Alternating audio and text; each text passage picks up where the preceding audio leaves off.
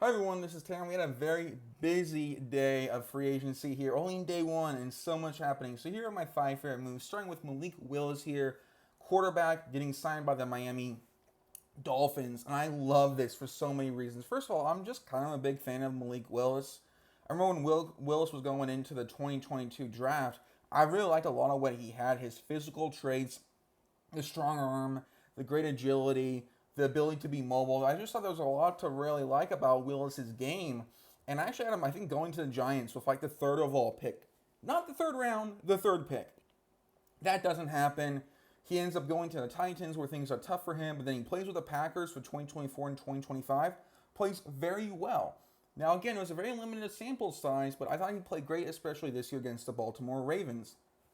And what I like about this for Miami is that there's this, I like Willis as a prospect, if you will, a player. I also too love the connections here. The Dolphins are almost becoming the Miami Packers, if you will, with their GM being Eric Sullivan from Green Bay, their head coach being Jeff Hafley from Green Bay. Right, here's the defensive coordinator there, and you bring in Malik Willis from Green Bay. So he's already kind of used to this Packers culture, which I just love. The Dolphins are establishing that. I'm someone who really likes how Miami's trying to kind of build this from the ground up, maybe go through a bit of a rebuilding style. They've definitely proven that here with, moving on from Tua Tagovailoa, who I like to the Falcons. Don't love it, don't hate it. Think it could be good. But yeah, releasing him, releasing Tyreek Hill, trading away Minka Fitzpatrick, which was a good move for the Jets. There's a lot of stuff I like about them, and I like bringing Willis on a deal that I think is not too much. If things pan out great, you have a quarterback who has the athletic traits that keep you competitive in a division that has Josh Allen and Drake May. Those guys are awesome athletes. So to have one of your own, I think it's a good move. I also, too, though, think it's not too much where if things do not work out, hey, you can kind of get out of it kind of quickly, if you will. It's kind of that in between, right? And I really like that overall for Miami. Malik Willis, when he had success in Green Bay, it was under Matt LaFleur, that Shanahan system, the play action, outside running. And Bobby Slowick, the new Dolphins OC, ran that very well in Houston. Now, ultimately, they moved on from him in Houston after 2024, but Malik Willis is kind of used to that style of the play action, run outside, play action boot. So that will help. And I just like this for Miami.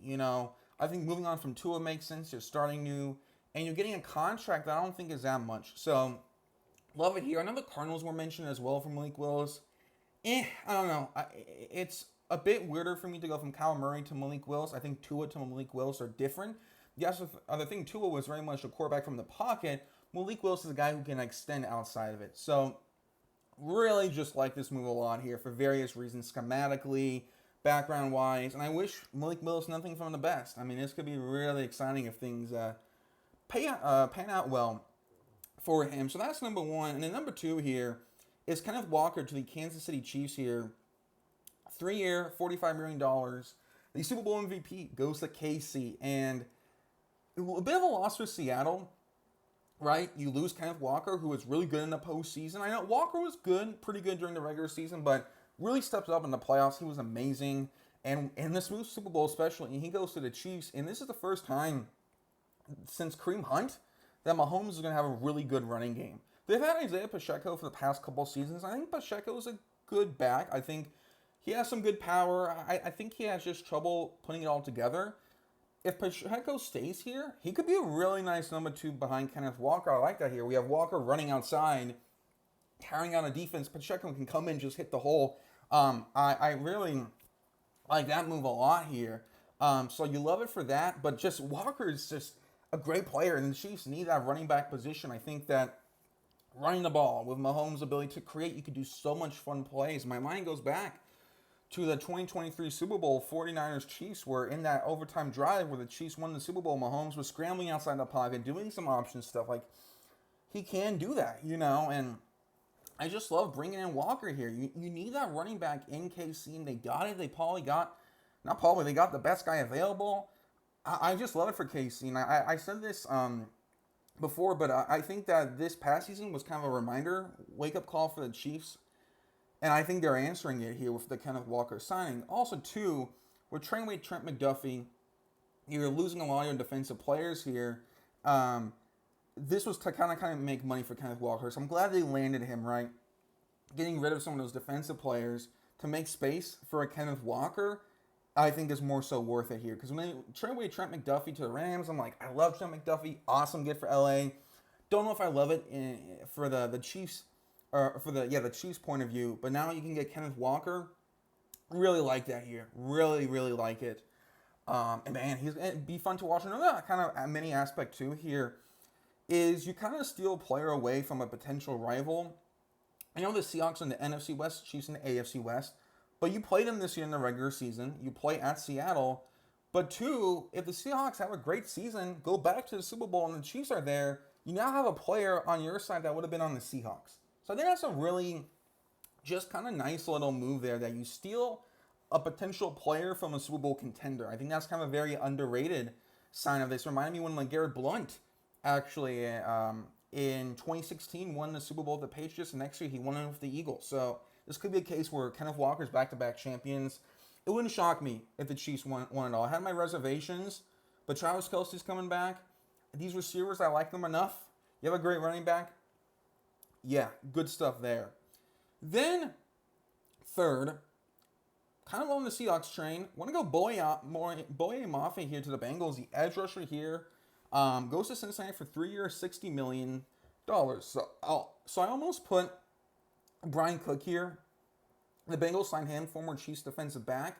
But I went with Boye Mafe for a couple of reasons. First of all, I think Mafe brings that great physicalness that I think the Bengals defense needs. I think the Bengals defense has a lot of issues, but I think bringing Boye Mafe, who's going to be a game wrecker in the sense of, is he going to be the most consistent guy? No. But he, man, can really be disruptive. And I really think that's what this Bengals defense needs. They need that disruptor.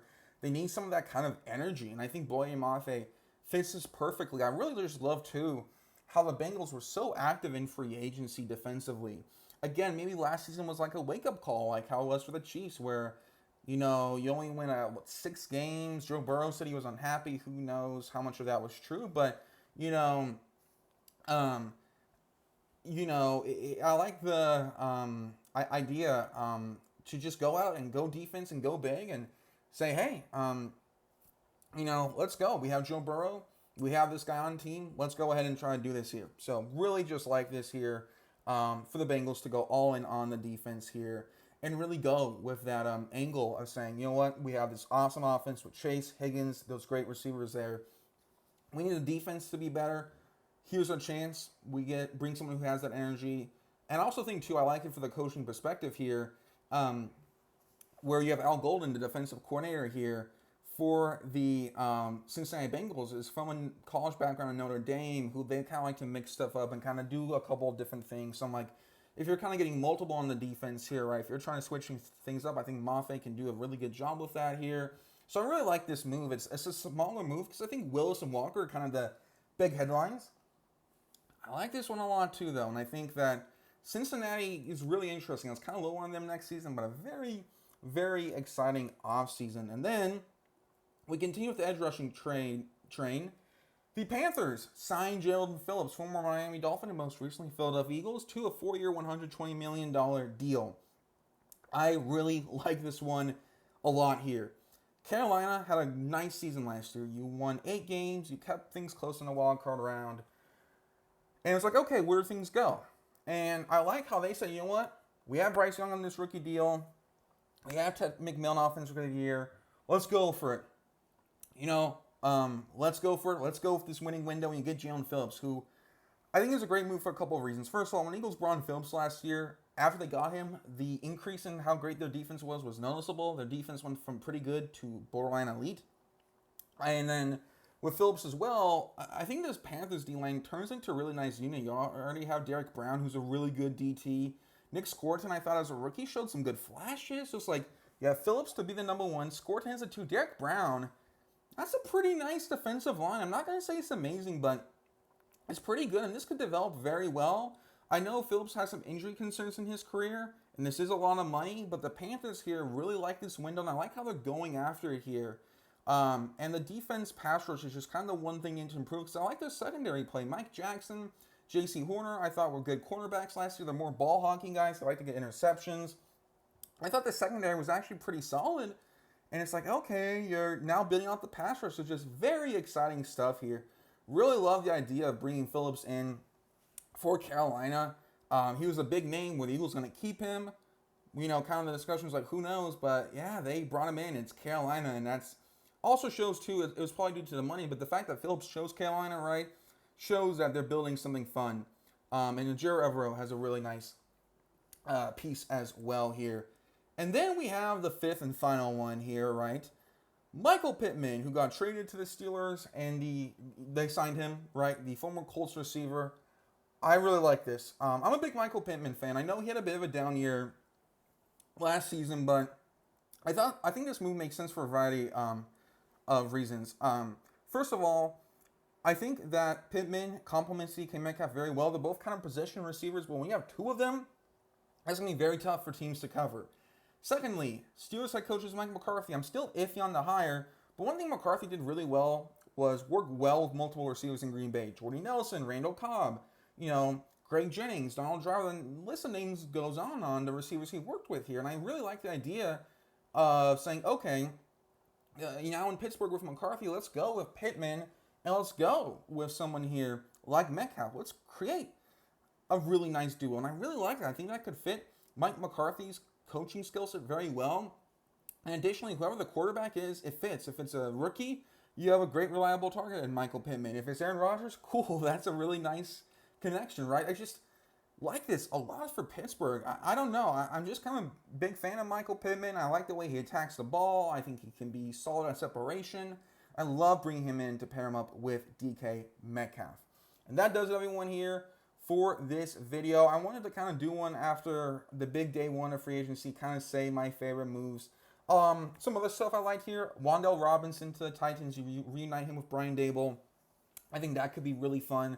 Another weapon for Cam Ward. Jamel Dean, defensive back here to the Steelers. I think that's a good move. I think Dean can fit the Steelers very well. So whatever y'all think, let me know. And until then, take care.